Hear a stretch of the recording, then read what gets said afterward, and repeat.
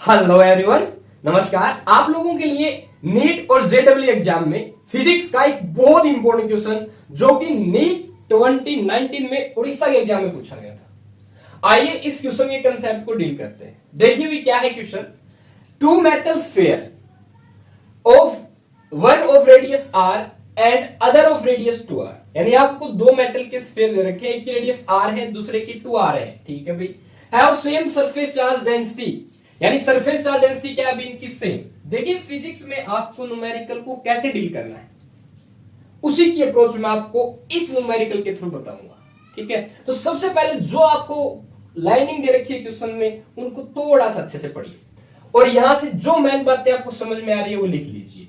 इन्होंने क्या बोला है, दो मेटल के स्फीयर दिए। ठीक है भाई, एक रेडियस r है, दूसरे की रेडियस 2r है। इन दो मेटल के स्फीयर है, ये लो भाई। एक की रेडियस r दे रखी है, दूसरे की कितनी दे रखी है भाई 2r। ठीक है। Have same surface charge density sigma. अब सरफेस चार्ज डेंसिटी में पता है अभी क्या होती है, चार्ज अपन में एरिया, क्यू अपन में एरिया। चार्ज मैंने क्या बोल दिया अभी, क्यू बाई में एरिया। क्यू क्या है, चार्ज। ठीक है। सिग्मा क्या है, सरफेस चार्ज डेंसिटी। दोनों के लिए क्या है, सेम, यानी इसकी सरफेस चार्ज डेंसिटी भी सिग्मा है और इसकी भी क्या है, सिग्मा। ठीक है। They are brought in contact and separated. बस इसी लाइन का है कंसेप्ट इस क्वेश्चन का। Tell new surface charge density. पहले वीडियो को पॉज कीजिए और अपना दिमाग जितना आप लगा सकते हैं सारा क्वेश्चन पे लगा दीजिए और आंसर कीजिए। ठीक है भाई। अब अगर आप लोगों ने अपना ब्रेन का कंप्लीट अपने कंसेप्ट का यूटिलाइजेशन कर लिया हो तो आंसर देखिए भी क्या होगा। एंड आंसर इज, जल्दी से बताओ क्या होगा इनमें से। और भाई जिसको ये लगता है मैंने नहीं लगाया है तो तुक्का मार के देखो। बहुत सारे लोग क्या करते हैं, तुक्का मारने की कोशिश करते हैं। उनको लगेगा कि भाई मैं तुक्का मारूंगा, मेरा तो तुक्का ठीक ही होता है। आज ट्राई करके देख, पता चल जाएगा तुझे। ठीक है। अब आ जाइए भाई कंसेप्ट पे क्वेश्चन के। आपको दो मेटल स्फीयर दे रखे हैं, एक की रेडियस r, दूसरे की 2r। दोनों की सरफेस चार्ज डेंसिटी क्या है, सेम, सिग्मा सिग्मा मान ली। अब आपको ये पता होना चाहिए भी सरफेस चार्ज डेंसिटी किसके बराबर होती है, चार्ज बाई में एरिया। अब स्फीयर का एरिया, स्फीयर दे रखा है ना भी आपको, बोलो स्फीयर का एरिया कितना होता है आपको पता होना चाहिए। बता दूं मैं, 4 पाई इंटू में रेडियस का square. This is surface area of the sphere. Volume आप याद कर लेना, ऐसे ला देता हूं, 4/3 पाई r क्यूब होता है वॉल्यूम। ठीक है भाई, ओके। अब दोनों के लिए क्या है, सेम है, तो इसका सरफेस एरिया निकाल लो, इसका सरफेस एरिया निकाल लो, फिर क्या निकल, दोनों से 4। तो बताओ, मान लो ये स्फीयर आपका a है, ये कितना है भाई b। ठीक है, रिस्पेक्टिव लिख रखा है यहाँ पे, देखना उसी के बेसिस पे आपको आंसर करना है। ये दोनों स्फीयर है, इनके ऊपर सिग्मा है, एरिया है, तो चार्ज होगा। मैंने बोला Q ऑन A कितना हो जाएगा भाई, क्या एरिया को सिग्मा से मल्टीप्लाई कर दो, सिग्मा इंटू में एरिया कितना हो जाएगा इसका 4 पाई, रेडियस कितनी है r का स्क्वायर। बताओ, कर लो इतना कैलकुलेट। ऐसे ही इसके लिए b के लिए करो जल्दी से, कितना हो जाएगा QB, सिग्मा इंटू में 4 पाई, रेडियस कितनी है भाई 2r का स्क्वायर। ठीक है, हो गया। दोनों के ऊपर क्या मिल गया हमें, चार्ज। अब इतने चार्ज वाले दो स्फीयर को आप लोगों ने टच किया, अलग कर लिया, समझ गए। जैसे आपने टच किया दोनों स्फीयर को तो क्या हुआ भाई, दोनों स्फीयर के ऊपर जो चार्ज है ना उन्होंने अपने आप को रीअरेंज कर लिया, रीडिस्ट्रीब्यूट हो गए चार्ज दोनों स्फीयर पे।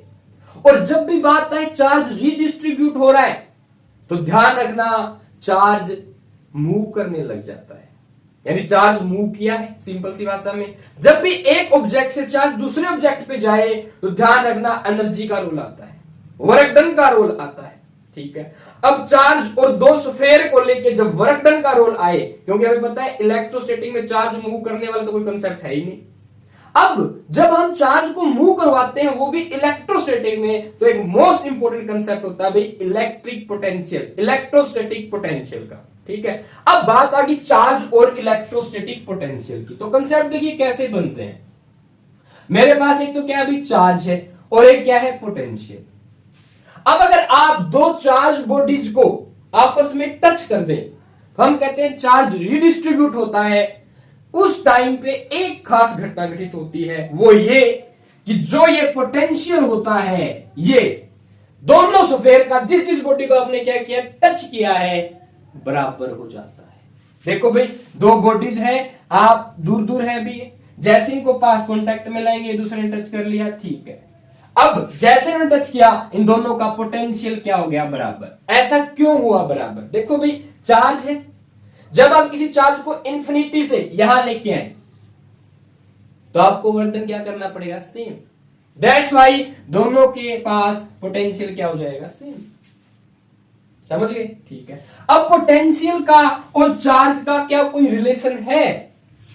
लर्न करो, सिंपल। हमें पता है क्या, जो चार्ज है वो डायरेक्टली प्रोपोर्शनल होता है पोटेंशियल के। ऐसा है क्या किसी का प्रिंसिपल? यस। एक चार्ज स्टोरिंग डिवाइस जिसे हम कहते हैं कैपेसिटर, जनरली हम कैपेसिटर को पैरेलल प्लेट की तरह डील करते हैं। मेन कंसेप्ट आपका क्या अभी पैरेलल प्लेट कैपेसिटर का है, जो आपके सिलेबस में। यहां पे आपका जो मेटल है वो क्या बन गया, स्फेरिकल। यहां पे हम क्या करते हैं, दो मेटल की प्लेट लेते हैं, उनको पैरेलल रख देते हैं, कैपेसिटर बन जाता है, और हम कहते हैं ये कैपेसिटर चार्ज स्टोर करेगा। सेम कहानी किसके लिए भाई, कैपेसिटर की बस शेप ही तो चेंज हुई है, स्फेरिकल कैपेसिटर बन गया। समझ पा रहे हो? यानी कि जो मेटेलिक जो स्फीयर है वो आपके चार्ज स्टोरिंग डिवाइस कैपेसिटर की तरह वर्क करेंगे। जहां से हमें ये कंसेप्ट मिल गया कि जो Q होता है वो डायरेक्टली प्रोपोर्शनल होता है किसके भाई, पोटेंशियल के। अब डायरेक्टली को जब हटाएंगे तो एक कॉन्सेप्ट लग जाता है जिसे कहते हैं आपका C, capacitance of the capacitor. समझ में आया? तो Q is equal to CV आप लोगों के लिए बहुत इंपॉर्टेंट कंसेप्ट बन जाता है। ठीक है, अब ध्यान दीजिए भी, जैसे ही आप टच करते हैं, टच करने से पहले इसका चार्ज अपना है, इसका चार्ज अपना है, दोनों का चार्ज आपने निकाल लिया, बताओ टोटल चार्ज कितना आएगा, बोलो भाई। देखो, सिग्मा 4 पाई आर स्क्वायर यहां भी है, सिग्मा 4 पाई 2 आर स्क्वायर है, क्या फर्क हुआ दोनों में, सोच के देखो क्या होगा। 2 को बाहर निकाल ले एक बार, कितना हो गया, 4 इंटू में सिग्मा 4 पाई आर स्क्वायर। बस अब इस वाली बात को आप कोई ना कोई क्या करे, कांस्टेंट मान ले जल्दी से। अगर मैं इसकी वैल्यू a मान लूं तो बताओ इसकी वैल्यू कितनी हो जाएगी, 4a। अब मुझे बताओ टोटल चार्ज कितना हो जाएगा, a प्लस के 5। ये ट्रिक है भी सोल्व करने की क्वेश्चन, तुरंत मैं करना होता तो क्या करता, 4 हो गया, ठीक है, 2 से बाद 4, 4 और 1 5 है, समाप्त आंसर। ठीक है। अब charge directly proportional to potential, C क्या है जहां पे, कैपेसिटेंस। अब ध्यान दीजिए भाई, देखिए फिजिक्स में जब आप दिमाग अपना लगा रहे होते हो तो वो किस मैनर में चल रहा है, आप उसको कहां लिंक कर रहे हैं, हर स्टेप पे, दैट मैटर्स।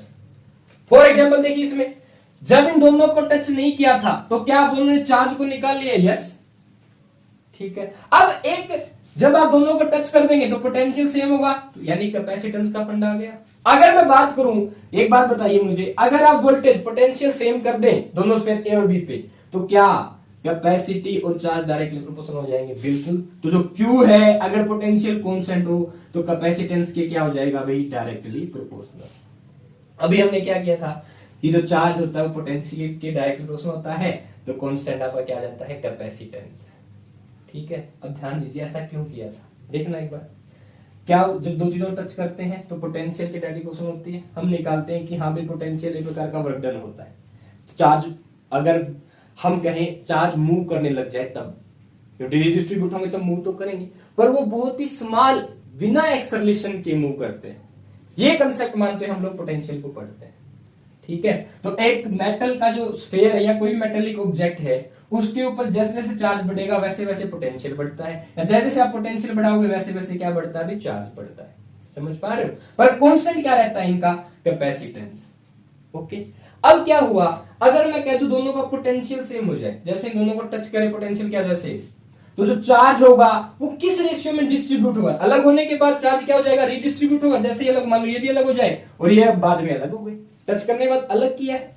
यही लाइन है इस क्वेश्चन की जो हमें समझनी है, और कंसेप्ट ऐसे ही क्वेश्चन आप लोगों से पूछे जाएंगे या पूछे जा सकते हैं। क्या होगा, ये वाला स्फीयर और ये वाला स्फीयर हटने के बाद अपना अपना चार्ज रखेंगे, पोटेंशियल तो सेम है दोनों का, इसका भी V होगा, इसका भी क्या होगा, V। तो अलग क्या होगा, कैपेसिटेंस। अलग क्यों होगा कैपेसिटेंस, ध्यान देना भाई, क्योंकि कैपेसिटेंस न तो चार्ज पे डिपेंड करता है और न ही वोल्टेज पे डिपेंड करता है, ये केवल डायमेंशन पे डिपेंड करता है किसी भी मटेरियल के। For example for a sphere, मैं बात करूं पार्टिकुलर स्फेयर की। देखिए अगर पैरेलल प्लेट कैपेसिटर की बात करते हैं, ये मान लो ये हो गया, ये पैरेलल प्लेट कैपेसिटर, तो इसका कैपेसिटेंस कितना होता है A epsilon not by D. ठीक है, ए एप्सिलॉन नॉट बाई में डी, जब एप्सिलॉन नॉट दोनों के बीच में मीडियम क्या है वैक्यूम, ए क्या है अभी area of the plate, D क्या है दोनों के बीच की डिस्टेंस। सिंपल। देखो भाई क्वेश्चन को निकालना तो आसान सा, ये बहुत इजी हो जाएगा क्वेश्चन, एक बार बस कंसेप्ट बिठा लो अपने दिमाग। ठीक है, तो वीडियो में बने रहिए, जैसे जैसे आप इस वीडियो में आगे की तरफ बढ़ते जाएंगे आपका जो कैपेसिटर, चार्ज, पोटेंशियल और रीडिस्ट्रीब्यूशन का कंसेप्ट काफी इजी हो जाएगा आप लोगों के लिए। ठीक है, तो आइए अब मैं बात करूं वहीं पे एक मेटल प्लेट के, एक स्फेरिकल कैपेसिटर की बात करूं, तो इसका कैपेसिटेंस कितना होता है, निकाले, निकालो। एक स्फेयर के लिए बताओ मुझे, एक प्रकार से कैपेसिटेंस किसके बराबर होगा, क्या होगा इनमें, बोलो है कि नहीं। ठीक है, अगर मैं इस कैपेसिटर पे मान लूं कितना चार्ज भी क्यू, ठीक है, कितना चार्ज, सॉरी स्फेरिकल स्फेयर पे, स्फेयर पे कितना मान लो चार्ज कितना है क्यू, पोटेंशियल कितना है भी, तो कैपेसिटी कितनी आ जाएगी, क्या होगा इनमें भी। अब एक पार्टिकुलर जिसका चार्ज क्यू है, उस स्फेयर के लिए इसके आसपास, इसके सेंटर से आर दूरी तक पोटेंशियल कितना हो, ये बताओ। सिंपल भाई, चार्ज के रिस्पेक्ट में जब भी आप पोटेंशियल निकालते हो दैट इज इक्वल टू के क्यू बाई में आर। ठीक है, अब इस मेटल की जो इस स्फेयर की रेडियस है वो कितनी मान ली मैंने, स्मॉल आर मान ली।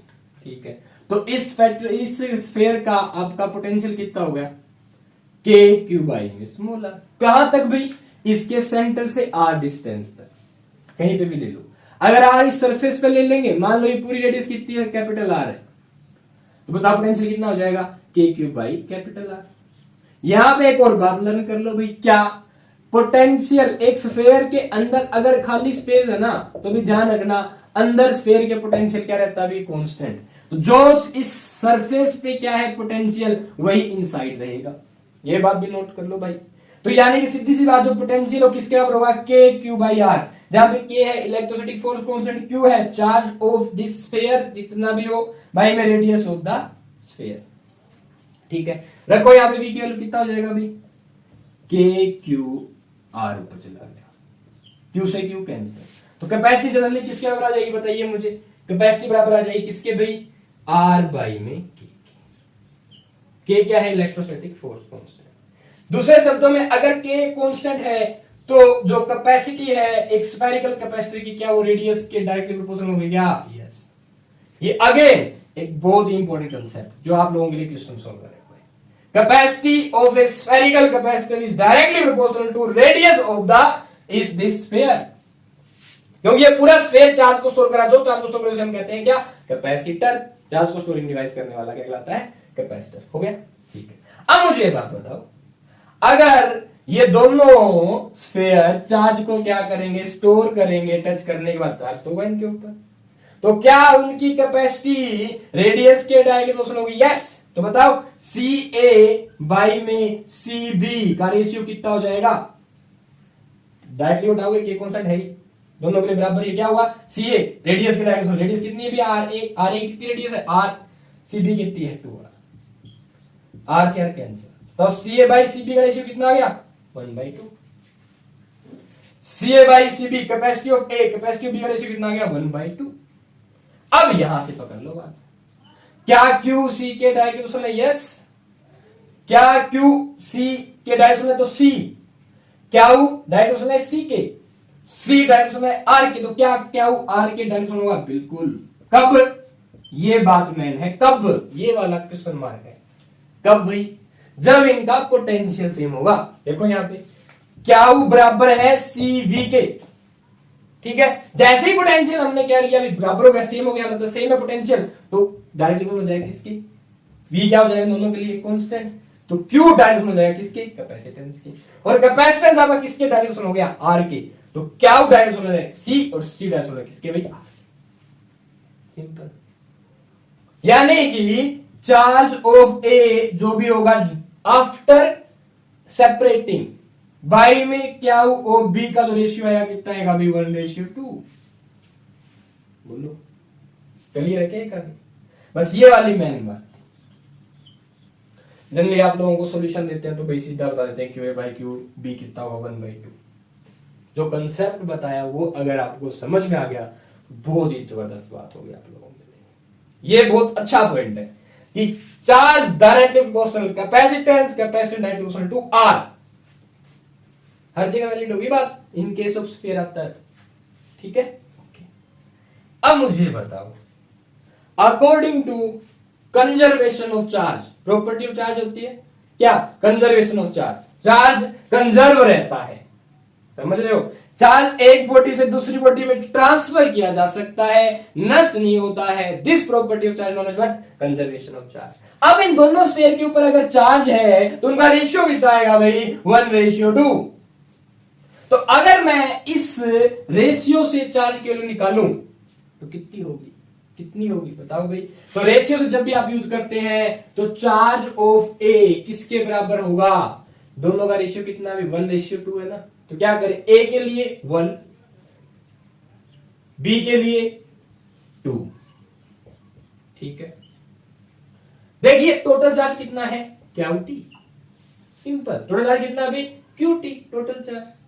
तो रेशियो में जब आप डिवाइड करते हैं तो 1 बाई, पहले आप 1 वाला ले लो जिसका निकालना है आपको। मान लो मैं कह दूं मुझे ए का चार्ज निकालना है, क्योंकि टोटल चार्ज मेरे पास कितना है, Q A plus Q B है मेरे पास, कितना 5a। अगर इन दोनों को मैं रेशियो में डिवाइड करूं तो क्या करूंगा, क्यू ए 1 रेशियो बना रहा है, 1 पार्ट बना रहा है, ठीक है, टोटल कितने पार्ट हो जाएंगे, 1 और 2, दोनों का रेशियो को ऐड कर दो, ऊपर जितना भी हो 1 प्लस क्या कर दो 2, यहां पे ए मान लो, यहां पे बी, दोनों ऐड कर दो, ए प्लस बी भाग कर दो, कितना 1 प्लस 2 इनटू में क्यूटी, इतना टोटल चार्ज होगा ए के ऊपर। बी के ऊपर कितना होगा, जो इसके सामने वाला नंबर है, कितना भी 2, टोटल रेशियो कितना हो जाएगा 3 इनटू में क्यूटी। आ गया दोनों के ऊपर चार्ज। क्यूए में कितना आ जाएगा भाई, क्यूटी बाई में 3, बोलो है कि नहीं, क्यूटी कितना है आपका 5a, तो 5a बाई क्या हो गया 3, क्या हो भी कितना हो गया, बोलो भाई, क्यूटी कितना है 5a, कितना भाई 10a बाई में 3। क्या आ गया, charge on A charge on B after what, redistribution of charge. Touch करने के बाद जब ये अलग अलग हो जाते हैं तो दोनों के ऊपर चार्ज की वैल्यू ये होगी। सिंपल सी कहानी, जो ए है और बी है इन दोनों में चार्ज कैसे डिस्ट्रीब्यूट हुआ है, रेडियस अगर इनकी ए की क्या है कम, बी के डी से डबल है ना, सिंपल सी कहानी, इससे 2 गुना चार्ज क्या किया उसने, स्टोर कर लिया। जैसे इन दोनों का आपने क्या किया, टच। आपको क्या बताना है, नई सरफेस चार्ज डेंसिटी बताओ भाई। अब सिंपल सी कहानी, चार्ज है भाग में एरिया कर दो, चार्ज है भाग में एरिया, आ गया आंसर सिग्मा।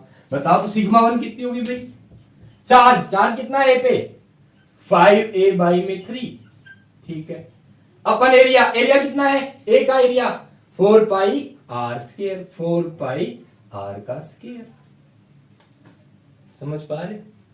अब एरिया और चार्ज से जब आप सिग्मा को बताएंगे तो ये वाली जो वैल्यू है किसके बराबर होगी बताओ, तो ए की वैल्यू 4 पाई आर स्क्वायर, गौर से देखना भाई, यहां पे आप वापस सिग्मा इंटू ए की वैल्यू क्या है, sigma into 4 pi R square रख दो, 4 पाई आर स्क्वायर है ना, ए की वैल्यू क्या है, sigma into 4 pi R square, लगा लो आराम से, 4 pi R square 4 pi R square cancel, कितना आ गया 5 सिग्मा बाई 3। तो सिग्मा 1 की वैल्यू कितनी हो जाएगी 5 सिग्मा बाई 3।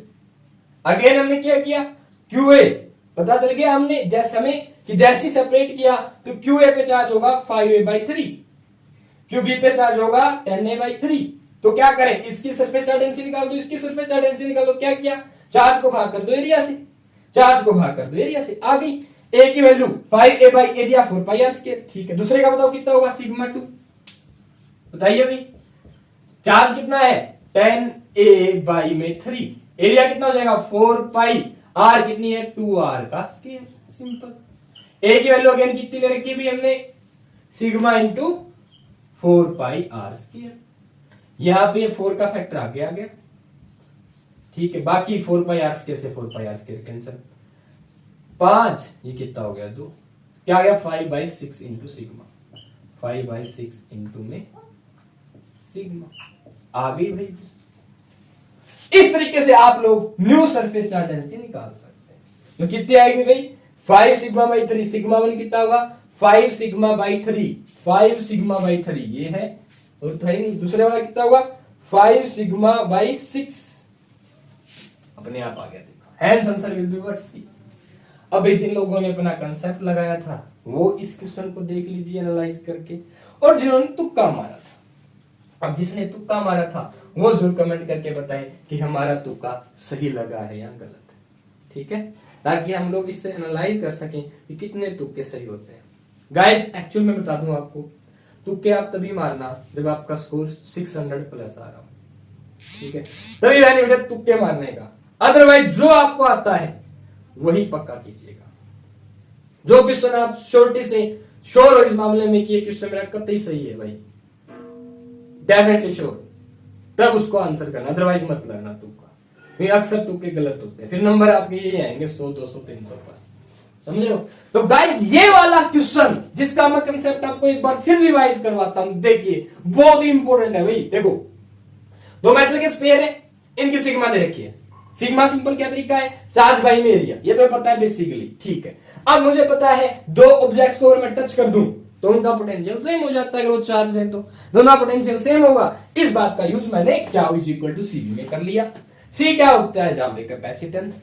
एक स्फेरिकल कैपेसिटर का कैपेसिटेंस कैसे निकालोगे भाई, सिंपल चार्ज बाई में पोटेंशियल से निकालोगे। पोटेंशियल किसी स्फीयर के लिए कैसे निकालते हो, वो अमाउंट ऑफ वर्क होती है जो इन्फिनिटी से मैं यूनिट चार्ज को उसकी जहां तक उस स्फीयर से कितनी दूर तक लेके आता हूं, जो वर्क डन होता है उसे पोटेंशियल बोलते हैं आप। वो किसके बराबर होता है, के क्यू बाई आर के। रखती वैल्यू तो सी की वैल्यू आर बाई के आ गई।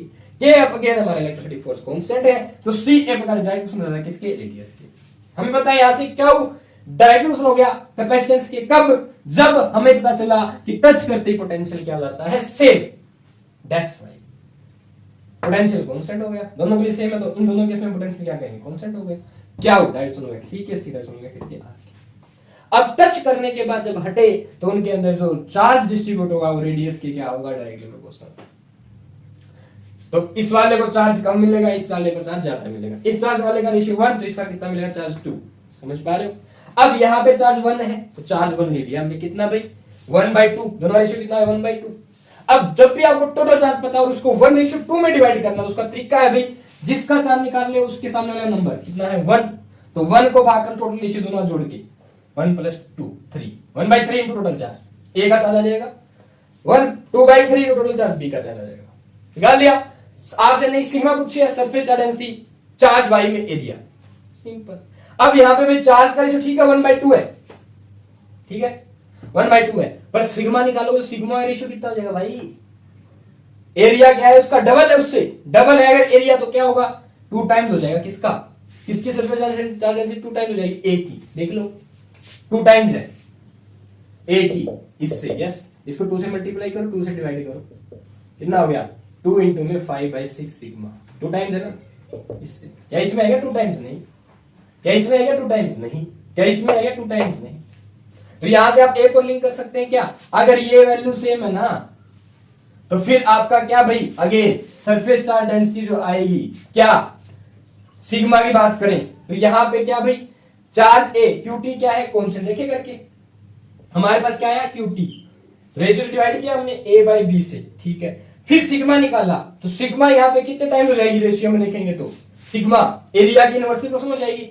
सिग्मा निकाला हमने, टोटल चार्ज इनटू में भाग में क्या हो गया एरिया, एरिया के क्या हो गई इनवर्सली प्रोपोर्शनल। पर आप यहाँ पे डायरेक्टली यूज नहीं कर पाएंगे उसका, क्यों, क्योंकि कांस्टेंट नहीं है ना हमारे पास, ये सारी वैल्यू क्या अभी अलग अलग है, 2/3 में रेशियो में, ये रेशियो लेना पड़ता है, रेशियो सेम नहीं है इसलिए, ठीक है। पर अगर यहां तक आप आ गए आर तक, अब आगे आप कांस्टेंट अप्लाई कर सकते हैं, कैसे, ये जो सिग्मा है वो एरिया के क्या है भाई इनवर्सली प्रोपोर्शनल है, बोलो है कि नहीं। यह वाला रेशियो कितना आ रहा है आपका 5/3 आ रहा है, मान लो जैसे हम यहाँ पे देख रहे हैं कितना 5/3, 5/3, यहाँ पे कितना 10/3, डबल है ना इसका, यह डबल है पर एरिया के क्या है इनवर्स के स्क्वायर, तो 4 टाइम्स हो गए यहाँ से, ये कितना है 2 टाइम्स, यानी 2 इंटू में कितना हो गया 1/4, तो कितना हो गया 1/2 टाइम्स, यानी इससे कितना टाइम्स हो जाएगा 1/2 टाइम्स, क्या सरफेस चार्ज डेंसिटी सिग्मा, जो यहाँ पे देख लो इसकी 1/2 टाइम्स कर दो आप 1/2 टाइम्स।